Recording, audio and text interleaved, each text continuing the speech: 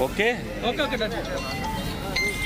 આજે ગુજરાતમાં સ્થાનિક સ્વરાજ્યની ચૂંટણી અને મતદાનનો દિવસ છે.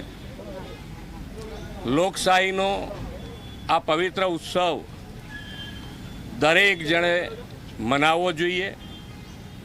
આ હક અને ફરજ બંને સાથે નિભાવવાનો આ એક અમૂલ્ય અવસર છે અને દરેક જણ મતદાન કરી અને ભારતીય જનતા પાર્ટીના દરેકે દરેક ઉમેદવારને વિજય બનાવે એવી હું અપીલ કરું છું. દાદા, ગરમીના કારણે ક્યાંક ને ક્યાંક જે મતદાન છે અત્યારે ઓછું થઈ રહ્યું છે, શું અપીલ કરશો? વધુ મતદાન ગરમી પણ છે, સાથે સાથે રજાનો દિવસ છે, બંને સાથે છે એટલે થોડુંક હોય, પણ મને લાગે છે ત્યાં સુધી બધા હવે શરૂ થશે વોટિંગ.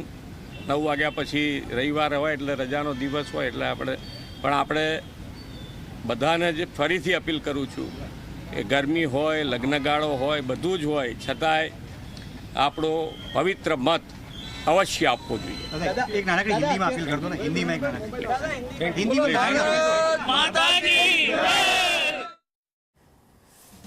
તો મુખ્યમંત્રી ભૂપેન્દ્ર પટેલે આ પવિત્ર પર્વને મનાવવા માટે તમામ ગુજરાતના નાગરિકોને અપીલ કરી છે. ઘરની બહાર નીકળો અને મતદાન મથક પર જઈને પોતાના મતાધિકારનો ઉપયોગ કરો. લોકશાહીના પર્વમાં